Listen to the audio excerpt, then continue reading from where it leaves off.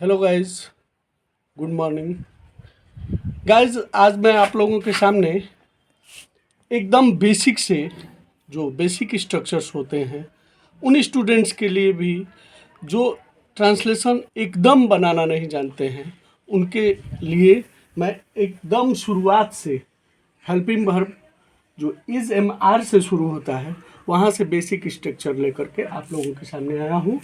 बस आप लोग ध्यान से इसे समझेंगे तो आप लोगों की समस्या जो हिंदी से अंग्रेजी ट्रांसलेट करने की है वो एकदम ख़त्म हो जाएगी और धीरे धीरे हम लोग आगे के और स्ट्रक्चर्स पर इसके बाद चलेंगे।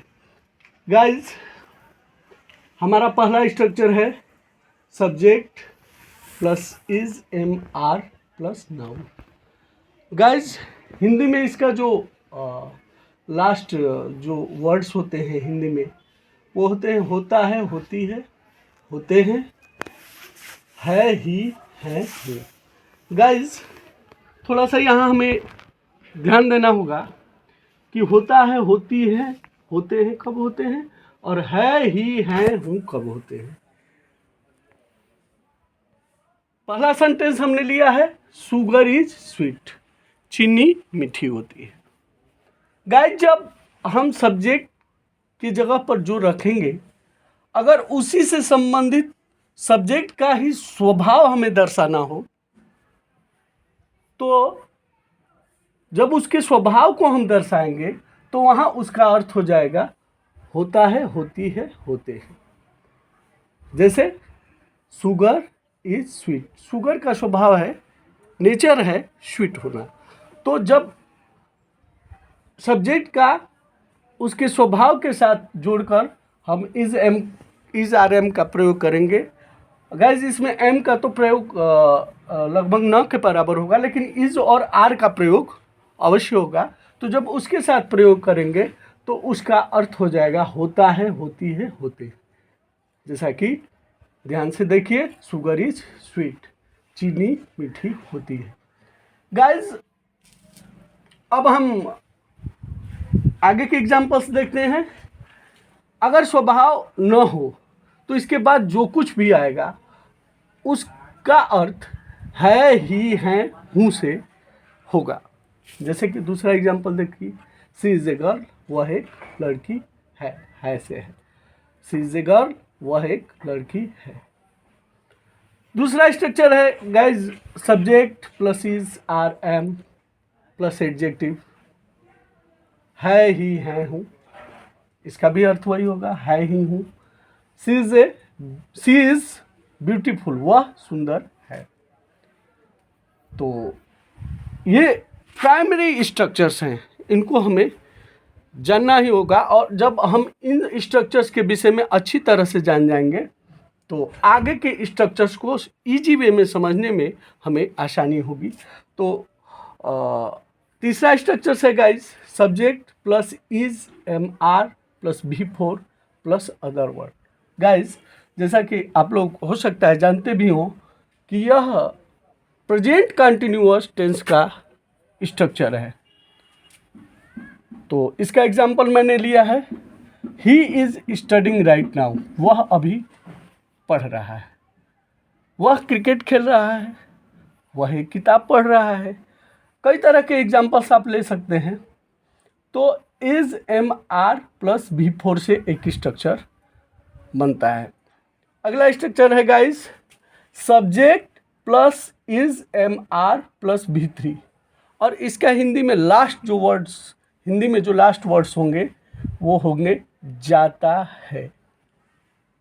गाइस, ध्यान दीजिएगा, हिंदी में जो लास्ट वर्ड होंगे वो होंगे जाता है। तो इसका एक एग्जाम्पल हमने लिया है यू आर टाट, जिसका हिंदी होगा तुम्हें पढ़ाया जाता है। गाइस, ये पैसिव सेंस में है।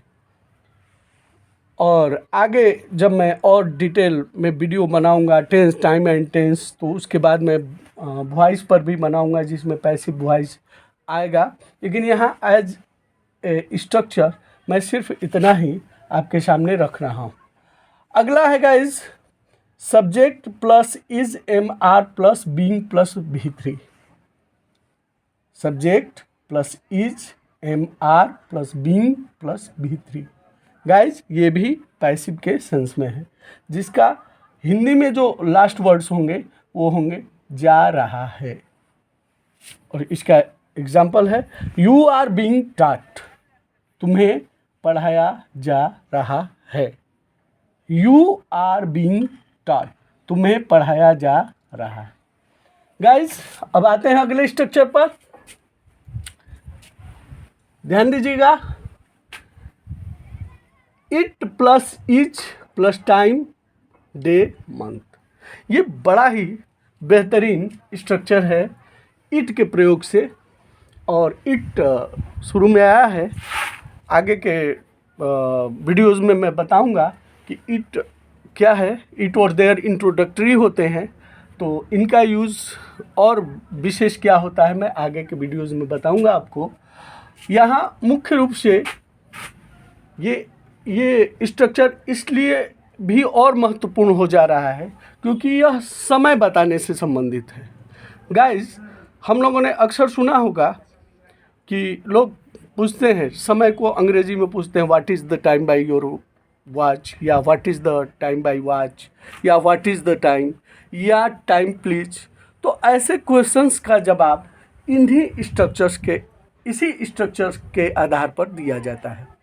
तो कैसे देंगे, अब इसका हम लोग विस्तृत नॉलेज यहाँ लेंगे। आप लोग ध्यान से इस वीडियो को देखिएगा। जैसे हमें बोलना है 4 बजा है, इट इज़ 4 o'clock। 4 बजा है, इट इज़ 4 o'clock। अगर हमें बोलना हो कि सुबह के 7:13 हुआ है, सुबह के 7:13 हुआ है, तो उसका क्या अंग्रेजी में ट्रांसलेशन होगा guys? It is 7:13 AM। It is 7:13 AM। उसी प्रकार अगर हमको कहना हो कि शाम के 7:15 हुआ है, तो इसका ट्रांसलेशन होगा इट इज़ 7:15 PM। गाइस हम लोग सुबह को AM से और शाम को PM से दर्शाते हैं। और AM PM का और विस्तृत प्रयोग क्या है मैं आगे के वीडियो में डिटेल बताऊंगा। अब जैसे टाइम के संदर्भ में हमें डे भी बताना होता है। जैसे लोग क्वेश्चन कर देते हैं कि विच इज़ डे टुडे, आज कौन सा दिन है, तो इसका जवाब क्या होगा? तो इसका जवाब इसी स्ट्रक्चर के आधार पर होगा, it is Saturday today. It is Saturday today, आज शनिवार है।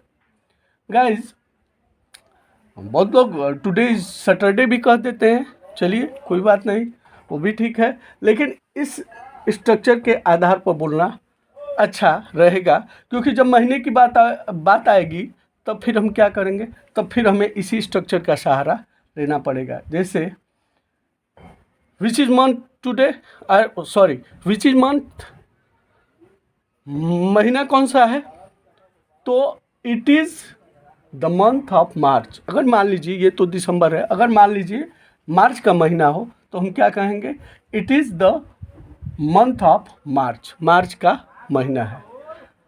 क्वेश्चन अगर कोई करेगा विच इज़ द मंथ, तो उसका जवाब होगा it is the month of मार्च। अगर मार्च है तो, अगर दिसंबर है, जनवरी है, तो कोई भी जो मंथ हो हम यहाँ लगा देंगे। गाइज अब कुछ ऐसे वर्ड्स हैं जिनको हम हिंदी में बोलते हैं, उनका अंग्रेज़ी वर्ड क्या होगा, तो मैंने लिखा है और ये वर्ड बहुत मायने रखते हैं। जैसे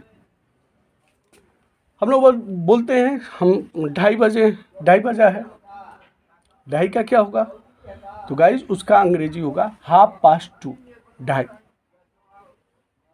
2:15, 2:15, 2:45, 1:45,